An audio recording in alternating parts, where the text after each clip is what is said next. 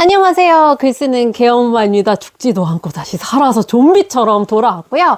이번에는 많은 분들이 요즘에 글을 쓰시면서 2차 판권을 좀 염두에 두시는데 그만큼 영상화라든지 그런 판권 수출에 좀 관심이 좀 많으신 것 같아요. 근데 그거를 몸소 경험을 하시고 또 피칭도 하신 전문가분이 계시거든요. 네, 바로 정명석 작가님이 또 이제 감투가 몇 개야. 모든 거에 전문가 같네요. 네, 그래서 오늘 이번에 또 이제 부산국제영화제 다녀오셨고 다양한 작품으로 또 계속 성과를 내고 계셔서 정말 탑시크 요 그 이야기를 좀 들어보도록 하겠습니다. 근데 아직 구독이랑 알람, 좋아요 이런 거 안 누르신 분은 없겠죠? 정말 지금 바로 누르시고 다시 오시면 될 것 같습니다. 왜냐면 이런 거는 그러다가 뭐 여러분이 돈이 들어가거나 귀찮은 건 아니잖아요. 그러니까 하고 도와주세요, 수어이대. 예, 이게 2차 판권 같은 경우는 출판사랑 계약서를 쓰게 되면 이제 최근에는 이제 이 부분이 굉장히 길어졌어요. 예전에는 제 기억에는 2차 판권은 필요에 따라 협상한다. 양쪽이 협의한다. 뭐 이런 정도만이었었는데 최근에는 이제 2차 판권이란 게 뭐냐면 이제 종이책 계약을 해 종이책이 나오면 그게 1차 판권입니다. 그리고 이제 그 외에 기타 등등은 2차 판권입니다. 근데 2차 판권 하면은 다 영상화로 생각을 하는 이유가 2차 판권 중에 돈을 가장 많이 주거든요.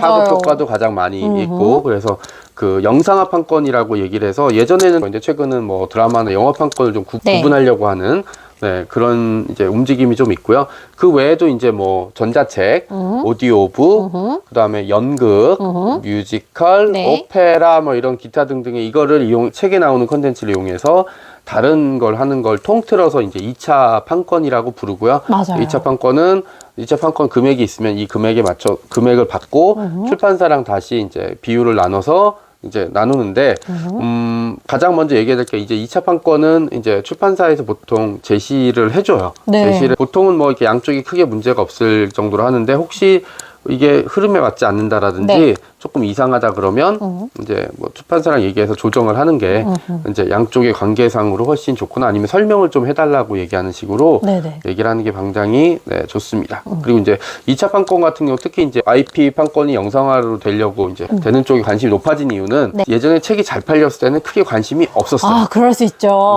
책만으로도 인세가 되니까. 80년대 같은 경우는 책이 뭐 4,000권, 5,000권 초세였고 10,000부 정도는 기본적으로 팔렸기 때문에 생활하는데 큰 지장이 없었는데 지금은 뭐 1,000권, 2,000권 수준으로 떨어졌기 때문에 책을 뭐 몇 달 썼는데 한 달 생활비도 안 나오는 경우가 많아요. 그렇게 되면은 뭐 다른 걸로 보충을 해야 되는데 뭐 강의라든지 아니면 뭐 기타 등등 활동 아니면 이제 원래 직업이 있거나 부업을 하거나 근데 이런 2차 판권에서 몇 천만 원씩 돈이 들어오게 되면 사실 뭐 다른 부업을 하거나 이제 다른 일을 안 해도 되기 때문에 그리고 또 이게 재벌집 막내 아들처럼 드라마에서 드라마가 잘 되면 또 사실 거꾸로 또 보시잖아요. 거꾸로 이제 그 재벌집 막내 아들도 다시 사람들이 많이 본다고 하더라고요. 그 웹소설을. 맞아요.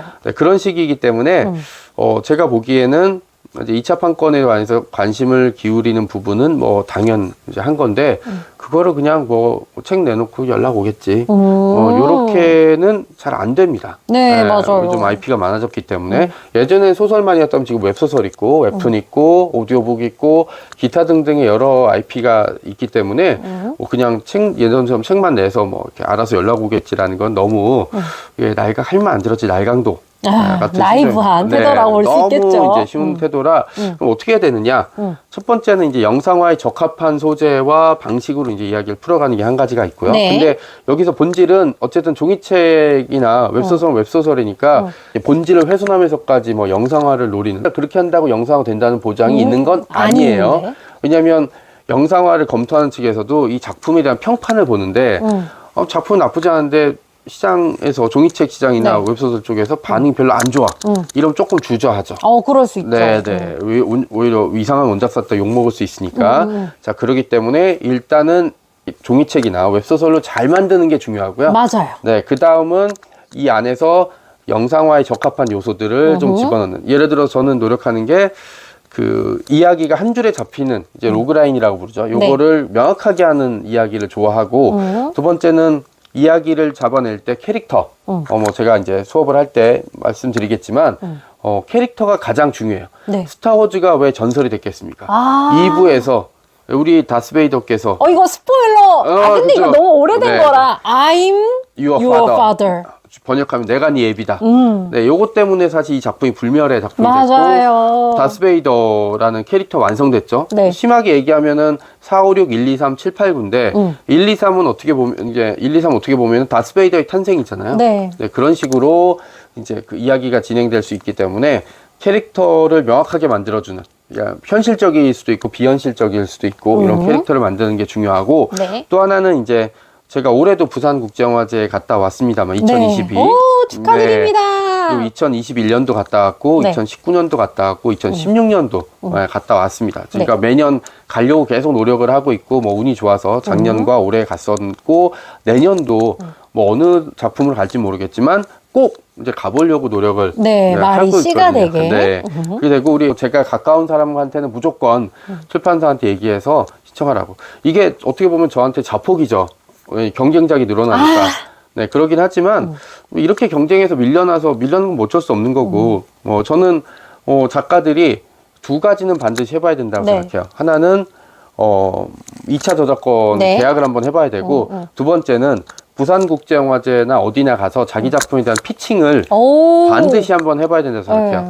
제가 2016년에 부산국제영화제 갔던 게 제 네. 작가 인생에 있어서 커다란 변환점이 됐다고 제가 여러 차례 말씀을 드렸거든요. 네. 그러니까 이제 그 이전에는 그 책이라는 곳 안에서만 이 거울을 통해서만 이 제 컨텐츠를 봤다면 네. 부산에 내려가게 되면 이거를 다른 형태, 네. 예, 뭐 거울이긴 하지만 삼각형 거울일 수도 있고 원형일 수도 있고 별표일 수도 있잖아요. 네네네. 네, 역삼각형일 수도 있고 이런 다양한 형태로 내 아이템을 비추거나 내 컨텐츠를 보는 사람들이 있고요. 네. 이거를 가지고 다른 식의 가치를 매기는 사람들이 있어요. 그러니까 이걸 보게 되면 뭐 기분 나빠하는 사람도 있겠지만 네. 저는 가치가 다른 식으로 이제 보여줄 수 있다는 부분에 대해서 되게 네. 좋게 생각하고요. 네. 그게 이제 글을 쓰게 되는 또 하나의 원동력이 되기 때문에 네, 네. 저는 반드시 한번 가보는 게 장르 소설을 쓰는 작가에게 큰 도움이 될 거라고 보고요. 저는 좀 다른 이야기이긴 한데 2차 판권 피칭은 아니고 네, 제가 네. 이제 교보문고에서 네, 네. 출판사별로 모아가지고 네, 네. 신간을 맞아. 엄청나게 혜택을 주는 네,